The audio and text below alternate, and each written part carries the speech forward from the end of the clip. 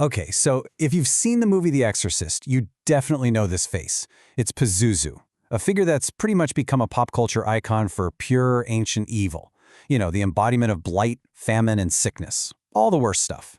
But the real story of this terrifying demon, well, it's far more complex and, frankly, way more interesting than just some horror movie monster.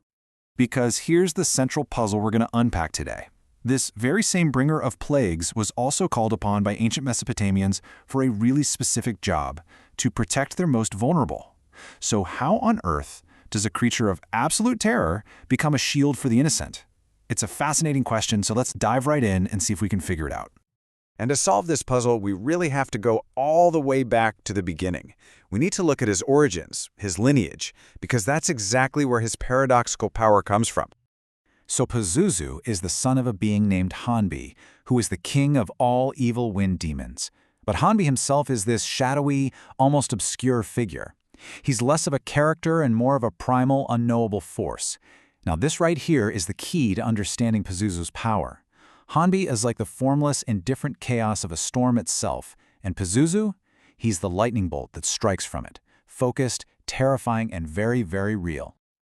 Let me use an analogy to make this a little clearer. Think of Hanbi as the deep, dark, unknowable ocean of chaos, the Shadow Lord. We can't really even wrap our minds around him. Pazuzu, on the other hand, is the monstrous tidal wave that actually crashes ashore. He's the tangible, shrieking horror we can see and fear. This divine, chaotic family tree is so important because it gives Pazuzu an immense, morally ambiguous power that just operates outside our simple ideas of good and evil. And this just shows you how connected he was. I mean, he's not some minor spirit. He belongs to the Lilu class, these incredibly powerful wind spirits. He's the brother of Humbaba, the giant guardian from the Epic of Gilgamesh. And he is the literal personification of that terrifying southwest wind that brought drought and sickness. So we're not just talking about a demon. This isn't a top-tier mythological force. Okay. So with that formidable family history established, we can finally tackle the central paradox. How does this terrifying force end up playing the role of protector? Well, the answer lies in a threat that was considered even worse. On one side, you've got the threat, a cruel demoness named Lamashtu. She specifically preyed on pregnant women and infants, trying to steal the breath right out of newborns. And on the other side, you've got the shield, Pazuzu, an indifferent force of nature, a bringer of plagues. You see, the ancients weren't choosing a hero, they were choosing a weapon. And this really is the core idea. It's a pragmatic, almost brutal logic.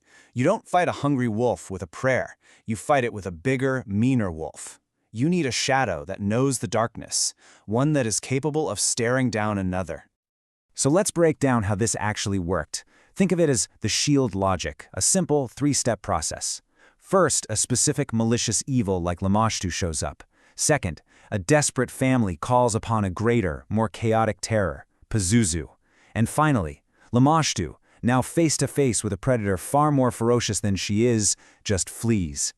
It's not about morality at all. It's all about hierarchy and raw, terrifying power. The technical term for this is apotropic magic, basically magic used to ward off evil. And it is so important to understand that the ancient Mesopotamians were not worshipping Pazuzu. No way. They weren't asking him for blessings. This was a strategic move, a desperate but calculated decision to use one terrifying force to repel another. Here's a great modern way to think about it.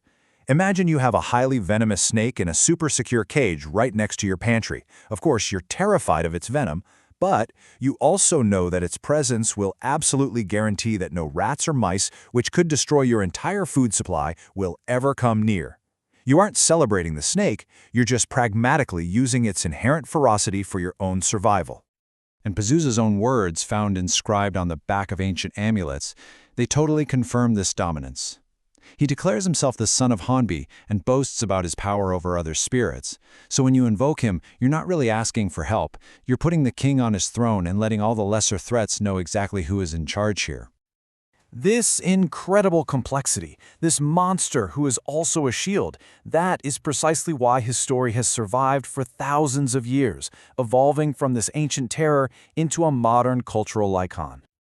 And wow, what a journey it's been. From the first millennium BCE, where his little bronze amulets were common household items for protection, all the way to 1973, when The Exorcist burned his image into our collective nightmares.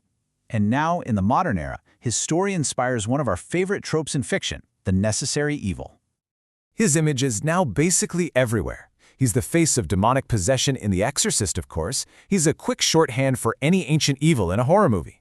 He's even been parodied in shows like Futurama, which, paradoxically proves just how recognizable he is. And naturally, he's been reimagined as a dark, morally gray anti-hero in comics. So in the end, the legacy of Pazuzu seems to suggest that power itself isn't good or evil. It's just a force of nature. And sometimes, survival doesn't come from finding a benevolent light, but from having the courage to harness a destructive storm. It really leaves us with an unsettling question, doesn't it? What if sometimes the only thing that can protect us is the monster in the dark?